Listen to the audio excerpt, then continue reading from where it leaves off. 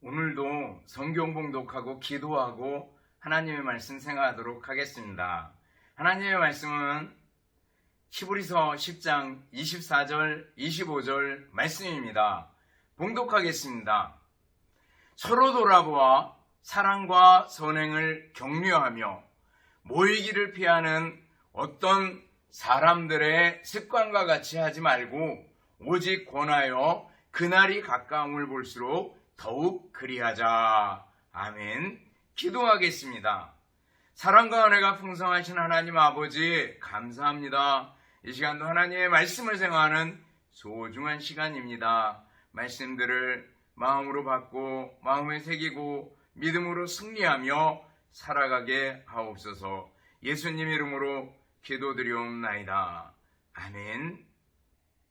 여러분 다시 만나서 반갑습니다. 주님의 이름으로 여러분들을 진심으로 사랑합니다. 또 한 주간 지나오면서 감사할 일들을 생각해보고 감사할 수 있기를 바라겠습니다. 걸을 수 있고 학교에 다닐 수 있고 또 쉴 수 있는 잠잘 수 있는 집이 있고 부모님들이 있고 형제들이 있고 하는 것들은 모두가 다 감사의 거리들인 줄 압니다. 늘 감사하는 여러분들 될 수 있기를 바랍니다. 여러분 공부하는 거 많이 힘들죠. 근데 그 공부하는 거 지금 좀 힘들어도요, 꾸준히 참고 인내하면서 또 열심히 해나갈 수 있기를 바랍니다. 먼 훗날 이것들이 여러분들 삶의 양분이 되고 토양이 되는 줄을 믿습니다. 그래서 갈라디아서에 보면 바울사도 이렇게 얘기합니다. 우리가 선을 행하되 낙심하지 말지니 포기하지 아니하면 때가 이름에 거두리라 그랬습니다. 여러분들 지금 하는 노력들이 때가 돼서 거둘 날이 있을 줄을 믿습니다. 한 젊은이가 있었습니다. 외판원입니다. 이 집 저 집 다니면서 물건을 파는 일을 하는 사람이었습니다. 지금은 아파트가 빼곡히 차고 한번 들어가려면 힘들기도 한 면이 있었지만 옛날에 외판원들은 정말 집집마다 찾아다니면서 방문을 해서 물건을 팔곤 했습니다. 근데 어느 집에 들어가니까 그 집에 벽면에 걸려있는 그림이 눈에 들어왔습니다. 그 그림은 그렇게 썩 잘 그린 그림은 아니었습니다. 바다가 있고 그리고 아주 허름한 낡아빠진 배가 그냥 나뒹굴어지듯이 있고 그리고 노도 아무렇게나 밀려가지고 널려있는 그런 그림이었습니다. 그런데 그 밑에 있는 문구 하나가 눈에 들어왔습니다. 그 문구는 뭔가 하면 반드시 밀물이 밀려온다. 그날 나는 바다로 나가리라 하는 문구였습니다. The high tide will come. On that day, I will go out the sea. 그런 거예요. 청년은 그 글귀에 큰 감동을 먹습니다. 그래서 집에 와서 누웠는데 자꾸 그 글귀가 생각이 나는 거예요. 그래서 그 다음날 다시 찾아갔습니다. 그리고 그 노인한테 얘기를 했습니다. 나중에 혹시 세상 떠나실 때 되면 그때 저 그림을 저한테 주십시오 그랬습니다. 그러겠노라고. 그리고 얼마간 시간이 흐른 후에 그 노인이 그 그림을 이 젊은이에게 주었습니다. 이 젊은이는 그 그림을 갖다가 자기 방에다 붙였다가 나중에 자기 사무실에다 붙였다 늘 갖고 다니면서 가까운 데 붙여놓고 보았다고 얘기합니다. 이 젊은이가 누군가 하면 강철왕 카네기라고 얘기합니다. 카네기는 인간관계론부터 시작해서 우리나라에 번역된 책들이 굉장히 많습니다. 여러분들이 한번 읽어보셔요. 인간 처세에 관한 많은 글들을 쓴 그리고 기부도 엄청나게 많이 했던 그런 카네기입니다. 카네기는요, 그 그림을 보면서 썰물이 있으면 밀물이 있다. 내리막이 있으면 오르막이 있다. 라는 걸 꼭 생각하고 다시 일어설 수 있었다고 얘기를 합니다. 여러분들 우리들이 살아가다 보면 내가 이거 뭐 하는 거지? 아무것도 하는 게 없어. 이런 생각이 들 때가 있어요. 그러나 여러분들, 콩나물 시루에 물을 부으면 물은 다 빠져나가지만 어떻게 해요? 콩나물이 자라가잖아요. 우리는 공부한 거 자꾸 잊어버리는 것 같고 다 없어지는 것 같아도 그렇지 않습니다. 여러분들, 인간됨, 인격 형성, 지혜, 그리고 성품에 자양분이 돼서 자라가게 하는 줄로 믿습니다. 여러분, 바람개비는요, 바람이 있어야지 바람개비가 돕니다. 근데 바람개비가 돌지 않고, 그래서 원인이 바람이 없어서 그렇다. 그리고 가만히 서 있으면 돌겠어요, 안 돌겠어요? 안 돌지요. 그럴 때는 어떻게 해요? 바람개비를 들고 앞으로 뛰어가는 겁니다. 그럼 뭐예요? 바람을 맞아서 바람개비가 돌게 되겠죠. 우리도요, 어느 때는 가만히 앉아서 바람개비 돌기만 기다리는 게 아니라 적극적으로 여러분들이 일하고 공부하고 노력하고 그럴 필요가 있는 줄 압니다. 오늘 본문을 보면은요, 격려에 관한 얘기가 나옵니다. 오늘 본문 다시 한번 읽어봅시다. 서로 돌아보아 사랑과 선행을 격려하며 모이기를 피하는 어떤 사람들의 습관과 같이 하지 말고 오직 권하여 그날이 가까움을 볼수록 더욱 그리하자 그랬습니다. 격려하는 사람이 되래요. 격려를 할 줄 아는 중학생이 되래요. 격려가 뭡니까? 격려의 사전적 의미를 찾아보니까 용기나 의욕이 솟아나도록 북돋우러 줌, 이렇게 나와 있습니다. 용기나 의욕이 솟아나도록 북돋워 주는 거, 이게 바로 격려래요. 상대방의 의욕을 북돋워 주고 또 힘들거나 어려운 상황에서 더 나아가도록 돕는 말이나 행동을 우리는 격려라고 얘기합니다. 위로와 비슷하지만 위로보다 좀 더 적극적인 말이 격려라고 생각이 됩니다. 위로, 그 뜻은요, 따뜻한 말이나 행동으로 괴로움을 덮어주거나 슬픔을 달래주는 거, 이렇게 그랬습니다. 그래서 위로와 격려, 이 둘은 서로 이렇게 짝꿍처럼 붙어 다녀요. 위로와 격려. 그래서 늘 붙어 다니는 걸 볼 수가 있습니다. 일본의 가쿠라는 목사님이 국민학교, 초등학교 4학년 때 일이었습니다. 그때는 초등학생들도 시험을 보고 성적표를 받아보곤 했었다 그래요. 근데 그 담임 선생님인 도미타 선생님인데, 그 선생님은 키가 컸고 아주 인자한 분이었다고 얘기를 합니다. 그리고 한 사람 한 사람 이제 학생들을 불러서 성적표를 나눠줬다고 얘기를 합니다. 그러면서 가쿠 차례가 됐는데 가쿠의 이름을 부르고 앞으로 나왔을 때 머리를 쓰다듬으면서 이렇게 얘기했대요. 다음번에도 이번처럼 잘해라. 그리고 성적표를 주셨대요. 그러고 나서 성적표를 이렇게 보니까 지난번 성적이나 지금이나 똑같이 거의 하위권에 있었고, 그리고 점수도 별로 좋지가 않았습니다. 그런데 그 말이 떨어지자 친구들이 막 보여달라 그래요. 안 보여주고 한마디로 창피해서, 속으로는 쪽팔려서 보여주지 못하고 그것을 꽁꽁 숨겨가지고 왔답니다. 그런데 그날부터 태도가 달라졌어요. 친구들이 자기를 대하는 태도도 달라졌고, 가쿠 자신도 자기가 이 성적표를 보고 또 선생님이 머리 쓰다듬어 주는 거 생각하고 다음번에도 이번처럼 잘해라 라는 선생님 말씀이 자꾸 생각이 나가지고 그때부터 책상에 앉아있고 공부하기를 시작을 했대요. 그래서 열심히 공부해가지고 성적이 쑥쑥 올라갔는데, 한 5년 정도 후에 이 가쿠가 예수님을 만나게 됩니다.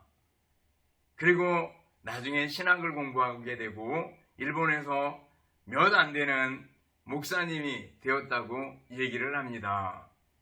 여러분들, 이렇게 칭찬해주고 격려해주고 위로해주는 말 한마디가 아이를 바꿔놓는 걸 볼 수가 있습니다.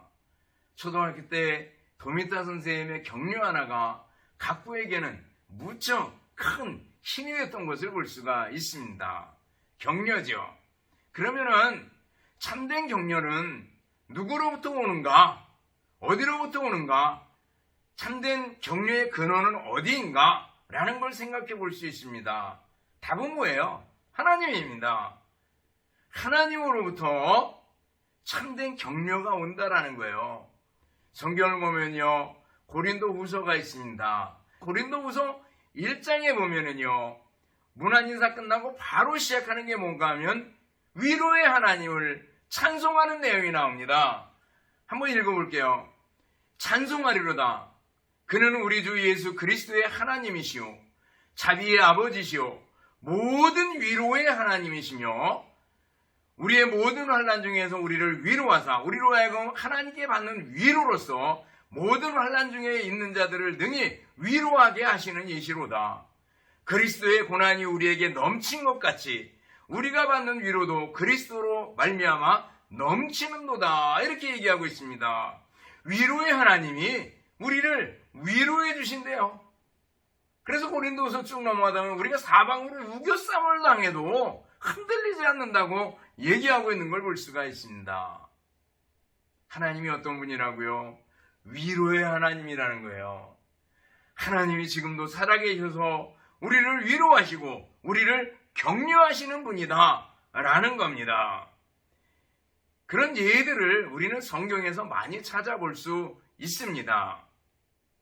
여호수아서 1장을 보면은요, 하나님께서 여호수아에게 얘기해요. 내가 모세에게 말한 바와 같이 너희 발바닥으로 받는 모든 것을 내가 너희에게 주었노라. 강하고 담대하라. 내가 주는 율법에서 떠나지 말아라. 내가 내게 명령한 것이 아니냐. 강하고 담대하라. 두려워하지 말며 놀라지 말라. 내가 어디로 가든지 네 하나님 여호와가 너와 함께하느니라. 이렇게 여호수아에게 힘을 북돋아주고 있어요. 지금 여호수아의 상태는 뭐예요? 모세가 죽고 모세가 하던 일을 여호수아가 다 맡게 되었습니다. 여러분, 어느 곳에 일할 때 그 전임자가 일을 굉장히 잘하고 큰 일을 한 아주 능력 있는 사람이라면 그 다음에 들어가는 사람들은요, 굉장히 힘듭니다. 그만큼 할 수 있는 능력이 되겠어요. 모세가 하던 일인데 그걸 여호수아가 떠안았어요. 얼마나 부담스럽고 얼마나 힘들겠어요. 그런데 하나님께서 뭐라 그래요? 너희 발바닥으로 밟는 것을 내가 내게 주겠다. 내가 어디로 가든지 내가 너와 함께 해주겠다. 그리고 강하고 담대하라. 두려워하지 말며 놀라지 말라. 이렇게 격려해 주시는 걸 볼 수가 있습니다. 위로의 하나님, 격려의 하나님이 계셔요. 여러분들, 그 하나님, 나의 하나님으로 믿을 수 있기를 바랍니다. 또 신약에 넘어오면은요, 바울사도를 위한 주님의 권면들이 나와요. 그것도 바울사도가 굉장히 힘들 때 사도행전을 보면 3번의 경우가 있는데 그때마다 위로해 주는 걸 볼 수가 있어요. 먼저 사도행전 18장 끝에 보면은요, 밤에 주께서 환상 중에 나타나서 바울에게 말씀해 주셔요. 두려워하지 말며 침묵하지 말고 말하라. 내가 너와 함께 있음에 어떤 사람도 너를 대적하여 해롭게 할 자가 없을 것이니 이는 이 성중에 내 백성이 많음이라 하시더라 그랬습니다. 말하래요. 두려워하지 말고 침묵하지 말고 말해라. 이렇게 말씀해 주셔요. 이 성중에 백성들이 많다. 지금 고린도에 왔는데 바울사도는 그 전에 아테네, 여러분들 그리스의 수도 아테네를 아시죠? 그 아테네에서 매우 철학적이고 지식적인 설교를 하고 그랬는데 사람들의 반응이 별로였습니다. 그리고 예수님 믿는 사람은 아주 극소수였습니다. 그래서 나름대로 주눅 들어 있었고, 그리고 굉장히 가라앉아 있는 그런 상태였는데, 주님께서 환상 중에 두려워하지 말고 침묵하지 말고 말해라. 내가 너와 함께 있겠다. 이 성중에 사람들이 많다. 이렇게 격려해 주시는 것을 볼 수가 있습니다. 또 사도행전 23장에 보면 예루살렘에서 체포돼 가지고 산헤드린 공회 앞에 서기까지 나갑니다. 공회 앞에서 증언한 후에 그 밤에 주님께서 또 바울사도에게 말씀하셔요. 사도행전 23장 11절이에요. 그날 밤에 주께서 바울 곁에 서서 이르시되 담대하라. 내가 예루살렘에서 나의 일을 증언하는 것 같이 로마에서도 증언하여야 하리라 하시니라. 예루살렘에서 증언한 것 같이 로마에서도 증언해야 할 것이다. 힘내라. 격려죠. 또 한 번은요, 사도행전 27장에 나와요. 유라굴로라는 큰 태풍을 만납니다. 이때 바울은 죄수의 몸으로 배에 타서 끌려가고 있었는데 그때 사람들이 쩔쩔맵니다. 그 태풍 때문에. 지중해 태풍 아주 유명하거든요. 그런데 그 가운데 뱃속에 있어요. 근데 그 밤에 바울사도에게 주님께서 말씀해 주셔요. 바울아, 두려워하지 말라. 네가 가이사 앞에 서야겠고 또 하나님께서 너와 함께 항해하는 자를 다 내게 주셨다 하였으니, 이렇게 얘기합니다. 하나님께서 밤에 말씀해 주셨다는 거죠. 바울아, 두려워하지 말아라. 너는 가이사 앞에, 시저죠. 카이자르 앞에, 로마 황제입니다. 그 앞에 서야 될 거다. 안심해라. 라고 격려해 주시는 걸 볼 수 있어요. 바울사도만 격려해 주셨습니까? 여호수아만 격려해 주셨습니까? 아니죠. 우리 하나님께서는 오늘 내게도 격려해 주세요. 얘야, 힘내라. 내가 있지 않니? 나를 믿고 나를 따르며 두려워하지 말고 담대하라. 말씀해 주시는 거예요. 믿습니까? 그런데 격려 중에 최고의 격려는 누구예요? 예수님입니다. 예수님 자체가 격려고, 예수님께서 사람들을 격려하실 때 보면은요, 아, 정말 격려의 예수님이구나 라는 걸 알 수가 있습니다. 예수님께서 공생의 사역 동안에 안심하라 이렇게 말씀하신 게 몇 번 있어요. 안심하라. 내니 두려워하지 말아라. 안심하라 라고 말씀해 주신 게 있어요. 마태복음 9장에 보면 지붕을 뚫고 친구들이 중풍병자를 달아내려서 예수님께 죄사함을 받고 고침을 받은 그런 이야기가 나옵니다. 온갖 장애물들 다 제껴놓고 예수님 앞에 가면 날 수 있다 라는 생각을 가지고 예수님 앞에 달아내렸을 때 예수님께서 그 중풍병자에게 뭐라 그래요? 소자야, 안심하라. 작은 자야, 안심하라. 내 죄사함을 받았느니라. 이렇게 말씀해 주시는 걸 볼 수 있습니다. 안심하래요. 또 예수님께서 안심하라 그런 적이 있어요. 어느 때인가 하면 혈루증으로 12년 동안이나 고생하면서 의사들을 쫓아다니고 갖은 방법을 다 써보던 여인이 있었는데, 예수님께 가면 예수님 옷이라도 한번 만져봤으면 이런 마음을 가지고 있었어요. 그러면 내 병이 나을 텐데 라는 생각을 가지고 있었습니다. 많은 군중이 따르고 있었습니다. 몰래 와서 예수님 옷가를 만졌습니다. 그리고 나았습니다. 그러자 예수님께서 누가 나를 만졌느냐? 그랬을 때 얼마나 당황했겠어요. 제자들이 있다가 사람들이 이렇게 많아서 미는데 누군지 어떻게 알겠어요? 뭐 이런 식으로 얘기합니다. 그때 이 여인이 나타납니다. 떨었겠죠. 예수님이 내가 옷 만진 거 안 해. 떨면서 앞에 나왔을 때 예수님께서 말씀해 주셔요. 따라 안심하라. 내 믿음이 너를 구원했느니라. 이렇게 말씀해 주셔요.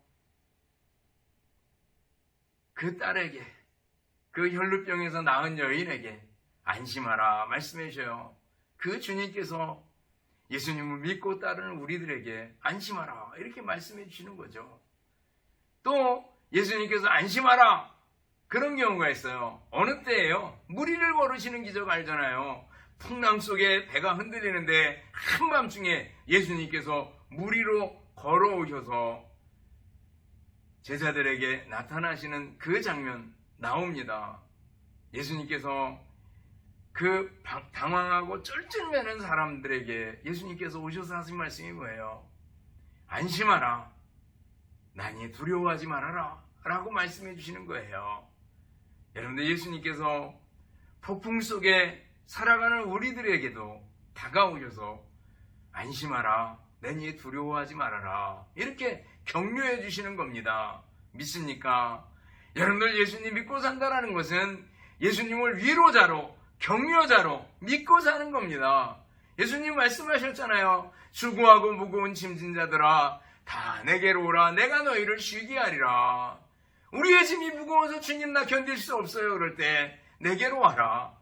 내가 너를 쉬게 해주겠다. 얼마나 큰 위로고 얼마나 큰 격려가 됩니까? 뿐만 아니라 예수님 자체가 예수님 자신이 바로 격려고 위로고 격려자이시고 위로자이시다라는 거예요.